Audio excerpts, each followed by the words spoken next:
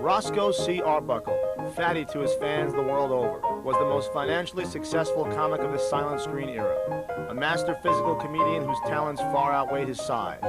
Fatty paved the way for stars like Jackie Gleason, John Candy, and Chris Farley. But with every comedy comes tragedy, and Fatty was served more than his share. At the very height of his career in 1921, Fatty Arbuckle found himself center stage in a shocking scandal involving the rape and murder of a young actress named Virginia Rappe. How did one of Hollywood's most lovable comedians end up in such a predicament? How and why did the young actress die? On this episode of Mysteries and Scandals, we'll take a look at the night the laughter ended, and we'll explore the truth behind the accusations and the rumors.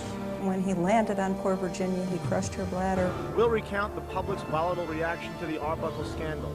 Arbuckle, this wonderful comedian, has let everyone down and is a pervert. And we'll dispel some myths about Fatty's so-called victim. She basically was a hooker. The Fatty Arbuckle story will be told through archival footage, as well as rare photographs and dramatic reenactments. I'm A.J. Benza. Join me as we uncover the tragic and turbulent life of Roscoe Fatty Arbuckle and examine Hollywood's first great scandal.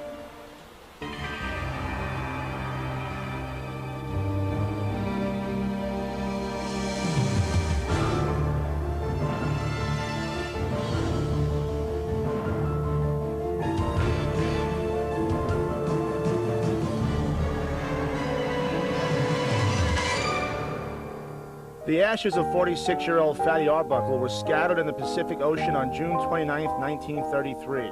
But the silent screen star was born in the wheat fields of Smith Center, Kansas on March 24, 1887. And Fatty was born big. Arbuckle often joked, "My birth and a cyclone blew Smith Center off the map. The place has not been heard of since." Arbuckle biographer Robert Young talks about Fatty's size.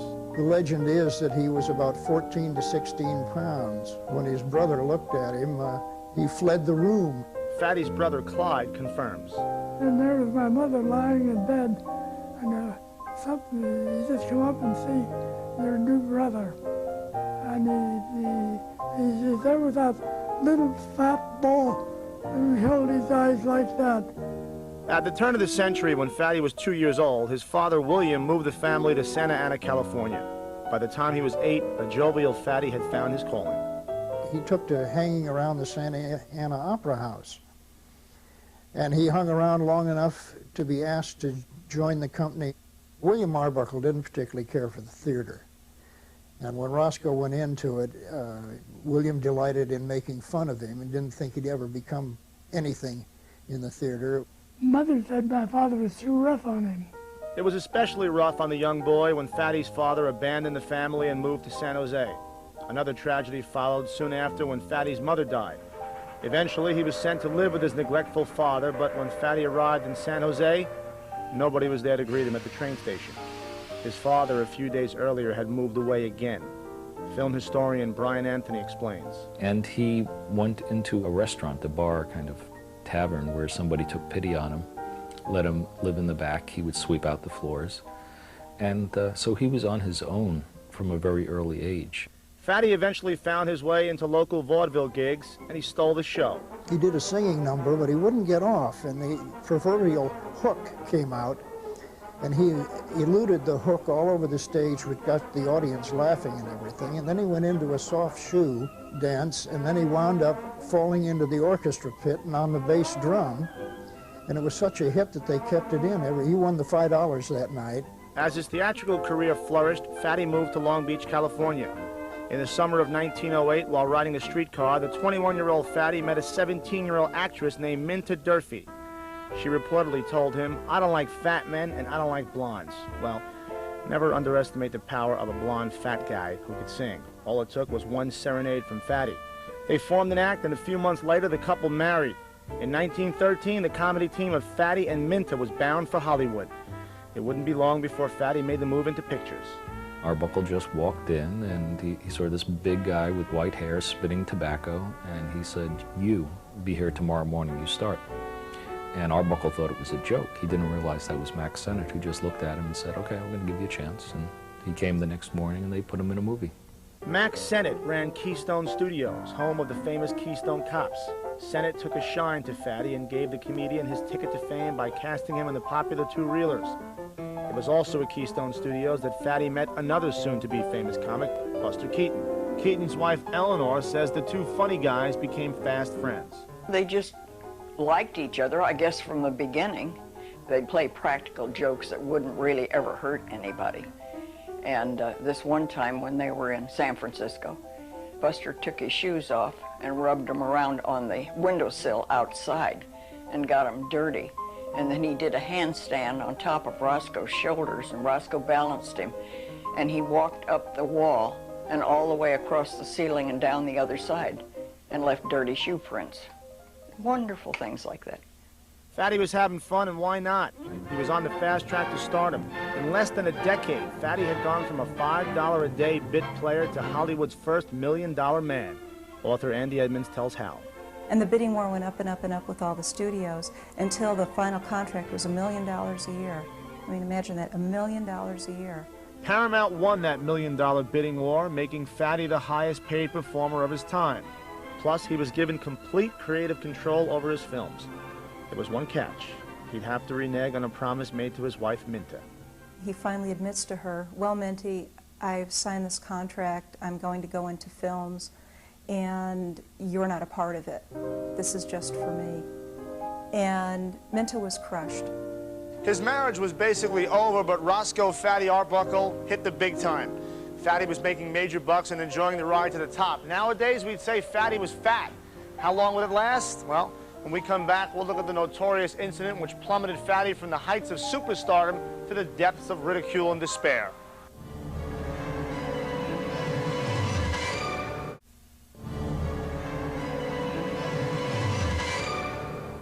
By 1921, silent film star Roscoe Fatty Arbuckle had enjoyed almost a decade of public acclaim and financial rewards, like this Los Angeles mansion. In that one year, he had 6 successful films in release and had just renegotiated a lucrative contract with Paramount Studios. Come Labor Day weekend, Fatty was looking for a little R&R. Unfortunately, the weekend would end in death and scandal. So Roscoe took a director, Freddie Fishback, and an actor, Lowell Sherman, and piled into his fancy Pierce Arrow and drove from Hollywood to San Francisco, and they arrived in San Francisco late in the afternoon of September 3rd. They had booked a suite on the 12th floor of the St. Francis. Not letting prohibition stand in their way, someone contacted a bootlegger and a roaring party started. The guests included a notorious Hollywood troublemaker named Ma Delmont and her friend, an aspiring young actress named Virginia Rappe. She's quite beautiful.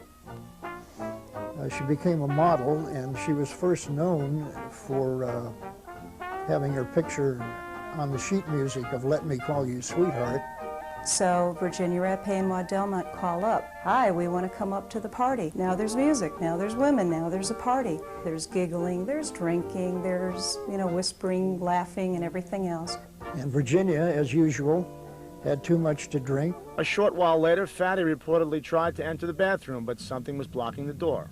He pushes against the door. Finally, he opens it. It's Virginia Rappe. She's on her hands and knees, throwing up, shaking, and everything else. He sits her on the toilet to try to calm her down. It's at this time she confesses to Roscoe that she had an abortion and she was looking for money from him. There was no implication that Roscoe was at fault for anything. She just wanted to hit him up for money. He was quite horrified. He'd wanted children himself.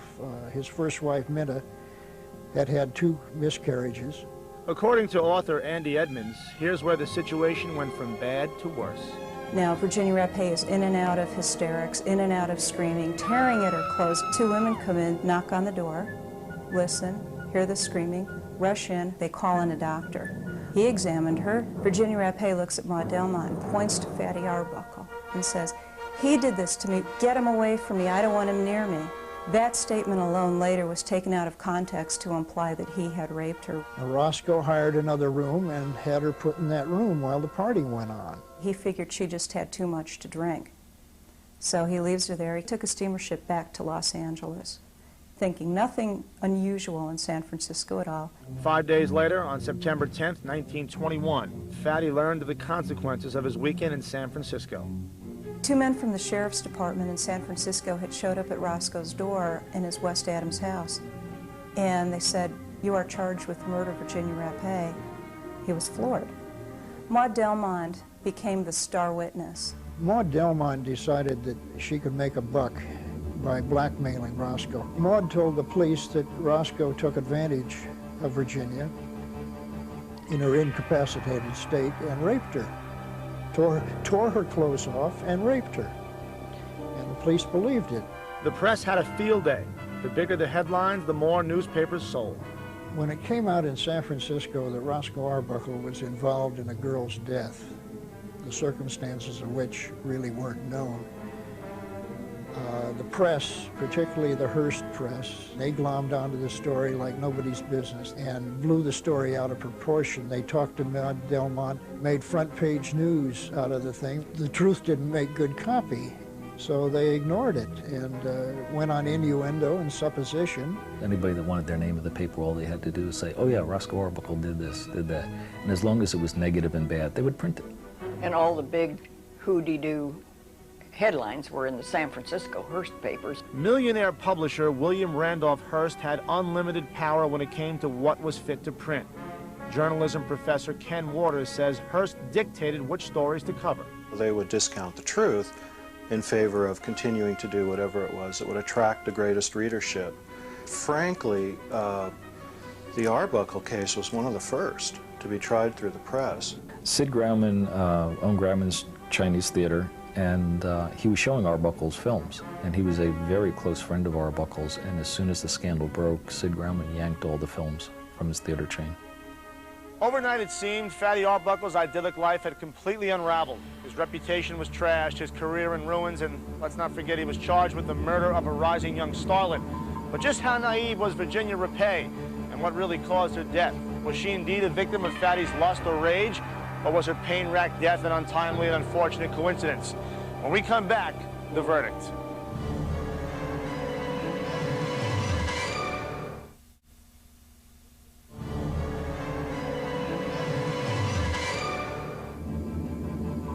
In death, Virginia Rappe will always be linked to silent screen star Roscoe Fatty Arbuckle. Welcome back to Mysteries and Scandals. I'm A.J. Benza. Fatty Arbuckle was arrested for the rape and murder of the aspiring young actress. The starlet died under horrible circumstances and presumably in the most perverse of ways. But who was Virginia Rappe? The press and the district attorney in the 1921 trial for her murder portrayed her as a saint. This girl was no saint. She was a native of Chicago. She was the daughter of a prostitute. She grew up in dismal circumstances, had to make her own way. She worked for Keystone. That's where Minda and Roscoe first met her. And the story goes that she developed crabs and managed to give it to almost everybody in the studio. Senate had to shut the studio down and have the place fumigated. The girl was sick. When she died, she had venereal disease. When Virginia told Roscoe that she was pregnant and wanted to get an abortion, he was quite horrified. According to author Andy Edmonds, Virginia Rappe had 5 illegal abortions before the age of 16, and another the day before the party in Arbuckle's hotel suite. She was not the girl next door. She basically was a hooker. She also had an infection of some kind, which is what got her. After she got sick at Fatty's Labor Day party in San Francisco, Virginia lay in horrible pain for 2 days before doctors moved her to a hospital. By the time she was admitted, it was too late. Virginia Rappe was dead, and Fatty Arbuckle was the chief suspect. So when this scandal came up and this woman died, who had very dubious background, by the way, and he was blamed for this because it was his party. The autopsy report revealed that Virginia Rappe died of a ruptured bladder and peritonitis, an infection that, when untreated, is deadly. Police believe that Arbuckle caused the injury. Then her story goes on about how Arbuckle dove on the bed and that he was impotent, and when he landed on poor Virginia, he crushed her bladder. But gynecologist Dr. Rachel Arias explains why that scenario is highly unlikely. It would be beyond medical credibility that the weight of another individual would rupture a normal bladder. San Francisco District Attorney Matthew Brady seemed less concerned about how Virginia died and more concerned about how the case could help his career. The district attorney up there was handling all these things himself, And he was wanting to be governor very badly, and he was going to make his reputation and become governor as a result of the Arbuckle trials. The DA charged Fatty with murder. The grand jury determined, however, that Rappe's injuries were not deliberately caused, and they lowered the charge against Fatty to manslaughter. The only tangible evidence was a torn blouse. Roscoe was prosecuted for manslaughter 3 times. In the first trial, the result was 10-2 for acquittal, whereupon Matthew Brady turned around and prosecuted Roscoe for the same crime in the second trial. The prosecutors in the second trial did well enough that they got a result of 10-2 for conviction. On March 13, 1922, the third and final trial of the people of California versus Roscoe Fatty Arbuckle began. The prosecution made quite a heavy case, but in the meantime, Roscoe had been able to get a very good attorney. Gavin McNabb proceeded to present a tremendous defense. Roscoe was acquitted in less than 5 minutes on the third trial. And not only was he acquitted, but the jury apologized, which was highly unusual. The foreman of the jury stood up and read a letter. Acquittal is not enough for Roscoe Arbuckle. We feel that a great injustice has been done him. We feel also that it was our only plain duty to give him this exoneration under the evidence, for there was not the slightest proof to connect him in any way with the commission of a crime. After more than 7 months of trials and accusations, a jury finally declared Fatty free of all blame. Presumably the nightmare was over, right? Not even close. Fatty's fight to clear his name would drag on for more than a decade. Just ahead, we'll look at the final sad days of Fatty Arbuckle and expel the gruesome myths that still haunt his memory.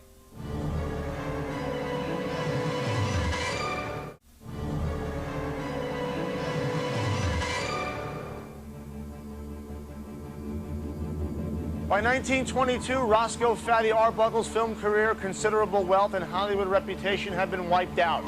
Even today, memories of Fatty Arbuckle are tarnished by the tales of what happened that fateful night in 1921 at a party that led to the death of a young actress.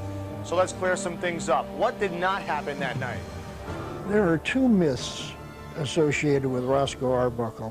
One is that he was guilty of Virginia Rappe's death, and the other myth is that he penetrated her, depending on who's telling the story, with a large piece of ice, a Coke bottle, a beer bottle, or a champagne bottle, none of which were present in the suite at the time Virginia was taken ill. They were all drinking gin and orange juice. So if Fatty didn't kill Virginia, what did?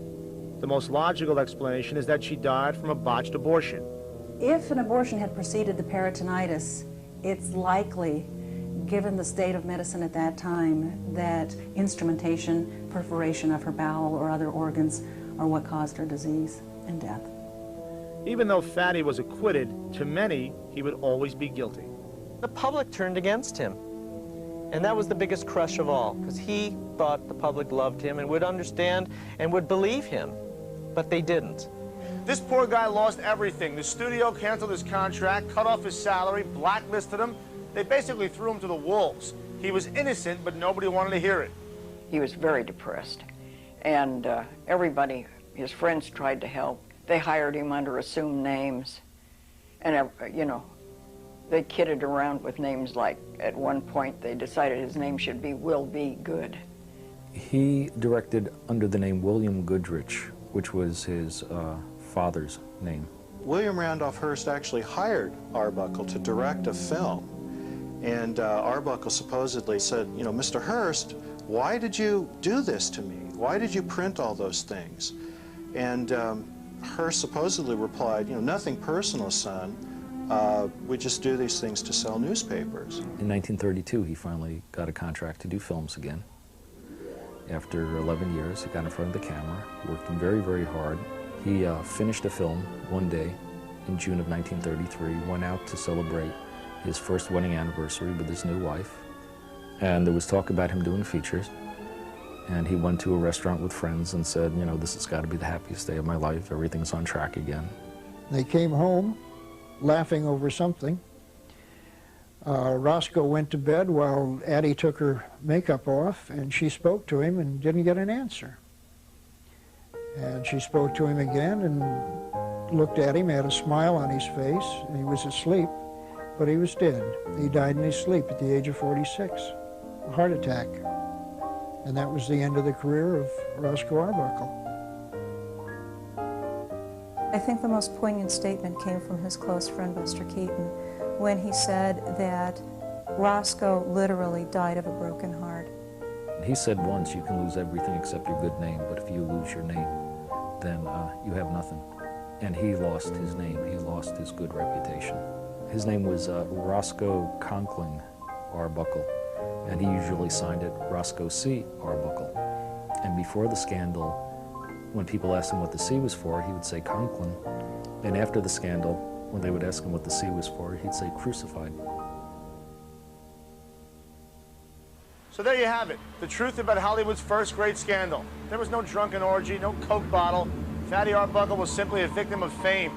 In 1960, 27 years after his death, Hollywood finally honored silent screen legend Fatty Arbuckle with his own star. I'm A.J. Benza. Join me the next time we take a stroll down the flip side of the Walk of Fame.